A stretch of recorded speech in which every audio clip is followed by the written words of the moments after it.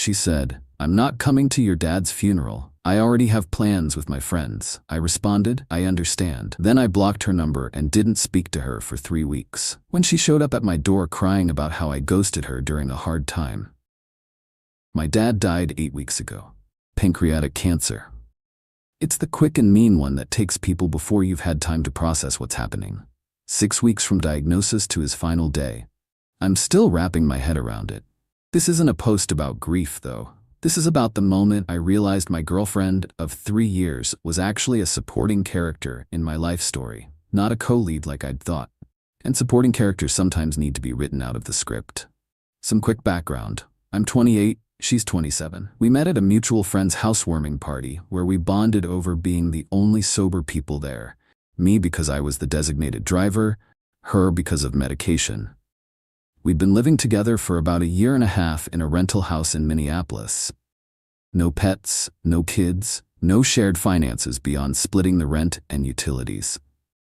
Both our names were on the lease, but we maintained separate bank accounts, separate car payments, separate cell phone plans, relevant for later. I work as a software developer for a healthcare company downtown. The job is fine, decent pay, good benefits, and I can usually work from home 1 or 2 days a week. Natalie, my now ex, works in marketing for a local brewery. My dad had been feeling off for a while before he finally went to the doctor. By then, the cancer had already spread. Terminal from the jump. When I got the call from my mom, I sat in my car in the Target parking lot for almost an hour, just staring at nothing. Natalie was sympathetic at first. She brought home my favorite takeout that night, listened while I talked about my dad, and held me when I needed to be held. Standard good partner stuff. But as the weeks went on and my dad got sicker, her patience began to visibly thin. "You're at the hospital again?" She'd text when I'd tell her I wouldn't be home for dinner. "Don't you think your mom can handle it for one night?" she'd ask when I'd get up early on a Saturday to drive to my parents' house in St. Paul, just a 20-minute drive away. "I miss fun, Mike," she said one night, about 3 weeks after the diagnosis. Cancer Mike is kind of a downer. I wish I'd ended things right then. But grief makes you foggy, and conflict feels impossible when you're already fighting a bigger battle. So I let it slide, and I started keeping my grief to myself around her. I'd cry in the shower or in my car, but put on a normal face at home. As the weeks passed, Natalie's supportive behavior steadily declined. She stopped asking how my dad was doing. She'd changed the subject when I mentioned hospital visits. She started making more plans with friends on evenings and weekends, precisely when I needed support most. When my dad died on a Tuesday night, it was both expected and shocking. I was with him and my mom when it happened, holding his hand. I called Natalie from the hospital parking lot at 3 a.m., and her first words were, "Did he finally pass?" Not, "I'm so sorry," or, "Are you okay?" But finally, like my dad's inconsiderate illness had been dragging on too long for her liking. Again, I was too numb to process what this said about her. I just told her I'd be staying at my mom's house for a couple days to help with arrangements, and she said that was probably for the best, because she had a lot going on at work and couldn't really deal with the funeral stuff too. The funeral was set for that Saturday, just 4 days after his death. Standard timing for my family's religious traditions. On Thursday morning, I was at my mom's kitchen table, helping her write the obituary, when Natalie called. "So, about Saturday," she started, with that tone people use when they're about to tell you something you won't like. "What about it?" I asked, already knowing where this was headed. "Well, Kayla's birthday thing is that day. We've had it planned for months, and I already put money down for the wine tour. I can't really bail." I was silent for a moment, trying to make sense of what I was hearing. "You're telling me you're not coming to my dad's funeral because you have a wine tour?" "It's not just a wine tour," she said, defensive now. "It's a whole weekend thing with the girls. We've been planning it forever." "My dad died, Natalie. I know, and that sucks, but he was sick for a while, so it's not like this was a surprise. Kayla would be really hurt if I canceled last minute." I felt something inside me go very quiet and very cold. "Understood," I said. "Have fun on your tour." I hung up before she could respond, then turned off my phone completely. My mom was staring at me, having heard my half of the conversation. "She's not coming," I told her. My mom, who had always been polite about Natalie, despite clearly having reservations, just nodded. "Well," she said after a moment, "that certainly clarifies things." Indeed it did. I turned my phone back on later that evening and saw several texts from Natalie, mostly variations of "you're overreacting" and "I can't believe you're trying to make me feel guilty." The final one read, "Fine, be like that. I'm still going with the girls. You could use the space anyway." I didn't respond to any of them. Instead, I opened my phone's settings, scrolled down to her name, and hit block contact. Then I did the same on all social media. I also turned off our shared location settings and changed the passwords to our streaming accounts.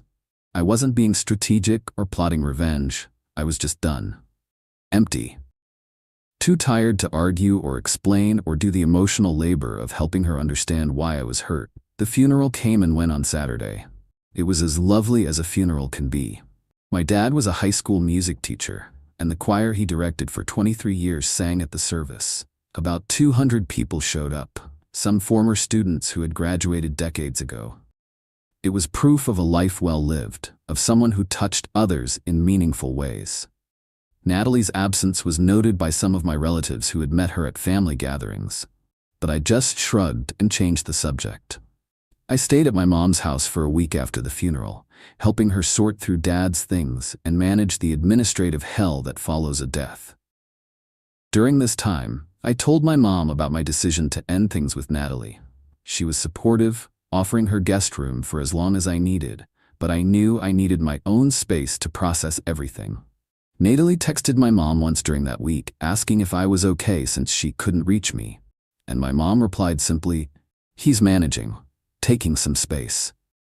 Natalie didn't follow up, which confirmed for both of us that her concern was superficial at best.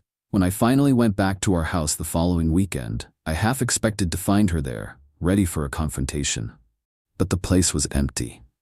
According to a mutual friend who texted to check on me, Natalie was staying at Kayla's place for the weekend. Fine by me.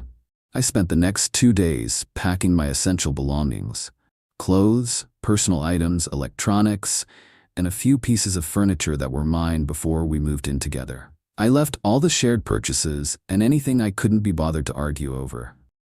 For larger items I couldn't immediately move but didn't want to lose, like my desk and bookshelf, I took photos and left a list of what I'd be coming back for later. Then I called my friend Derek, who had a spare bedroom in his 2-bedroom apartment about 10 minutes from my office. He'd been looking for someone to split rent with since his previous roommate moved out, so the timing worked for both of us.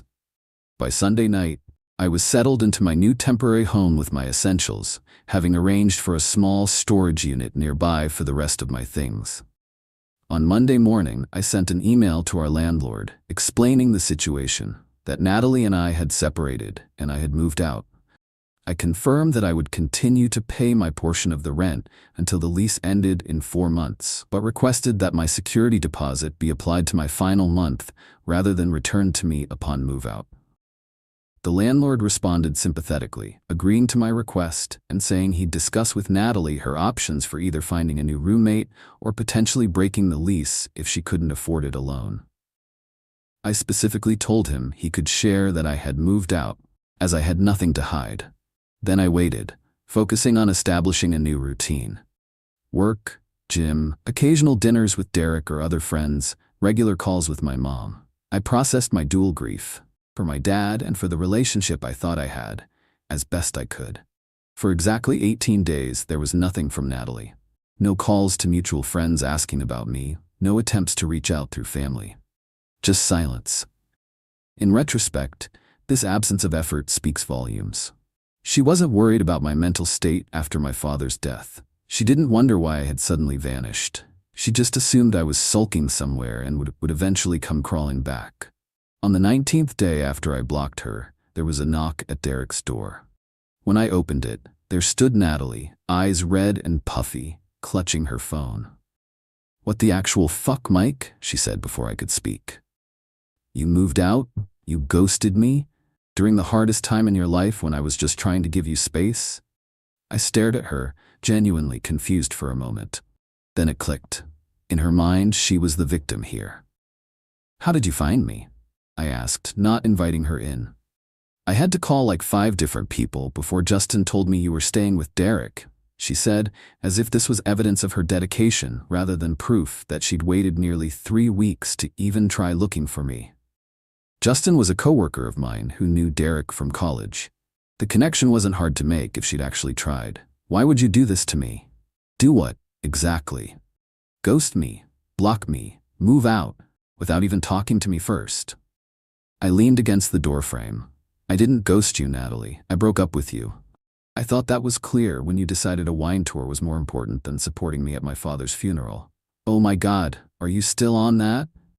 It was Kayla's 30th birthday. A milestone. We'd been planning it for longer than my dad had been dying.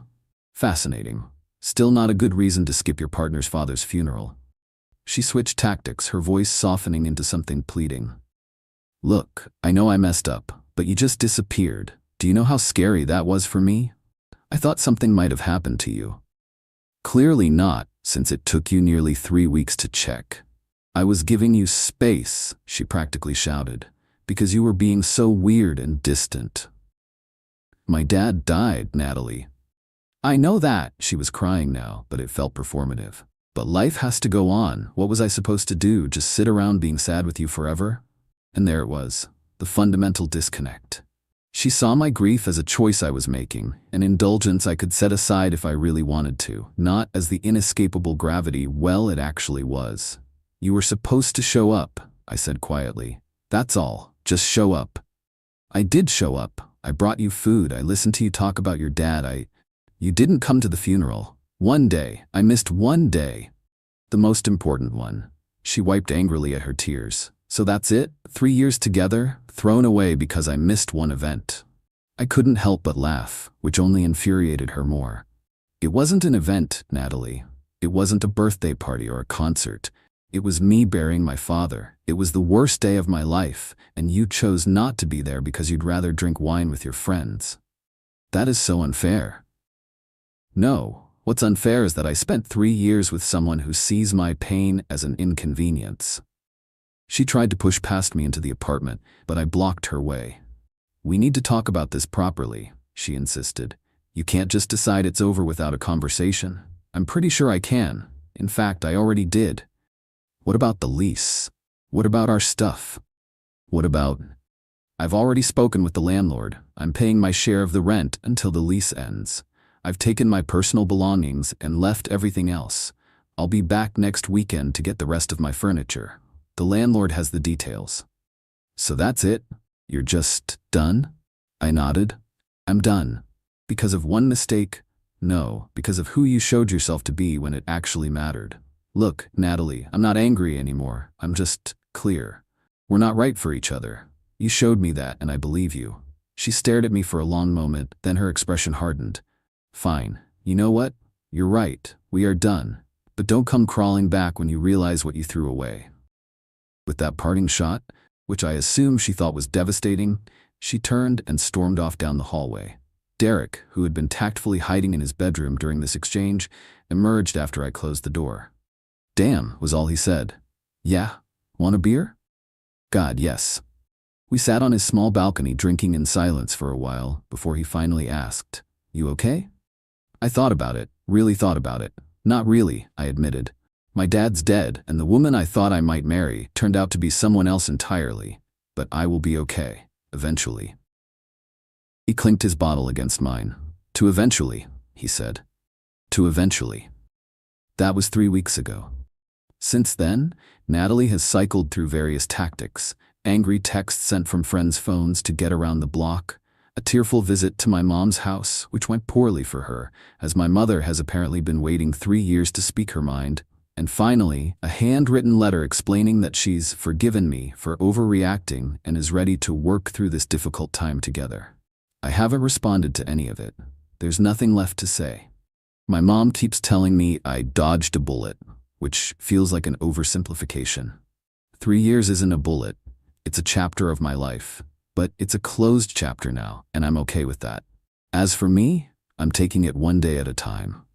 Grief comes in waves. Some days are easier than others. I've joined a rock climbing gym, started therapy, and am considering adopting a dog once I find a more permanent living situation. Small steps. I don't regret the relationship, and I don't hate Natalie. She's not a villain. She's just someone who showed me her priorities, and they didn't include being there for me when it mattered most. That's valuable information, and I'm grateful to have learned it now rather than later. Sometimes the trash takes itself out. All you have to do is notice the smell. Edit. Didn't expect this to blow up like it did. Thanks for all the comments and support. I'm trying to read everything, even if I can't respond to it all. Some things people keep asking. 1. No, I'm not considering getting back together with her. That door is closed, locked, and tossed into the Mississippi River. For non-Minnesotans, that's our local disposal method of choice. 2. Yes, my mom is awesome. She made me promise to tell you all that she appreciates the supportive comments about her. 3. The fun Mike, cancer Mike comment wasn't a one-off. It was part of a pattern of her minimizing what I was going through. She once suggested I take a weekend off from being sad so we could go to a concert. 4. To everyone saying I should have communicated better before blocking her, maybe you're right, but grief isn't rational. I didn't have the bandwidth to explain to a 27-year-old woman why skipping my dad's funeral was hurtful. Sometimes silence is a complete sentence. Or 5. For those asking if Natalie knew my dad well, yes. We'd been together 3 years. She spent holidays with my family. Dad taught her how to make his famous chili. He helped us move into our place. This wasn't a situation where they were strangers to each other. 6. And no, I don't think I was being cold or cruel by blocking her. I was protecting myself during an incredibly vulnerable time. If that's ghosting, then I guess I'm a ghost. Bill. Update. 3 months later, things have moved quickly since my original post. I found a small one-bedroom apartment closer to my office and moved in last month. The rent is higher than what I was paying at Derek's, but it's worth it to have my own space again. I got all my furniture out of storage and even splurged on some new pieces. I did end up adopting a dog, a 4-year-old pit mix named Buster, who had been at the shelter for over a year because he's missing a leg, and apparently that freaks people out. He's the chillest dog I've ever met. Perfectly happy to lounge around all day, but also down for whatever adventure I suggest. My apartment building is pet-friendly with a small dog park on site, which has been perfect for us. We're figuring out life together. Therapy has been helping. A lot. Turns out grief is complicated, and having a professional guide you through it is worth every penny. I've learned that it's possible to miss my dad desperately while also continuing to live and even find joy. He would have wanted that. As for Natalie, well, there's been some drama there. After my original post, she escalated her attempts to contact me, including showing up at my workplace, super inappropriate, and trying to organize an intervention with mutual friends, who mostly declined to participate, thankfully. The final straw came when she somehow got access to my Netflix account. I'd changed most passwords but completely forgot about this one, and changed my profile name to Asshole Who Ghosted Me. Petty, but it made me realize I needed to fully disentangle our digital lives. Changed all my remaining passwords, got a new email address, the works. Through mutual friends, I've heard she's dating someone new already, some guy she met at a bar who apparently really knows how to communicate his feelings, unlike me. Good for them. Genuinely. Mom is doing okay. We talk every day, and I go over for dinner at least once a week. The house feels emptier without Dad, but we're both adjusting.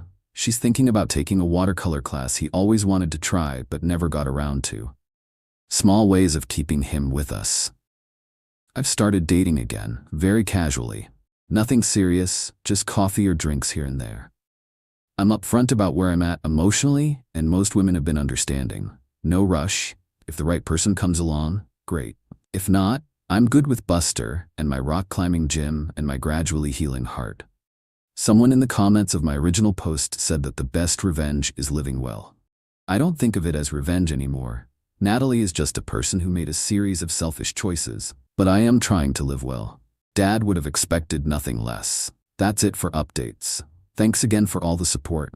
This internet stranger community helped more than you know.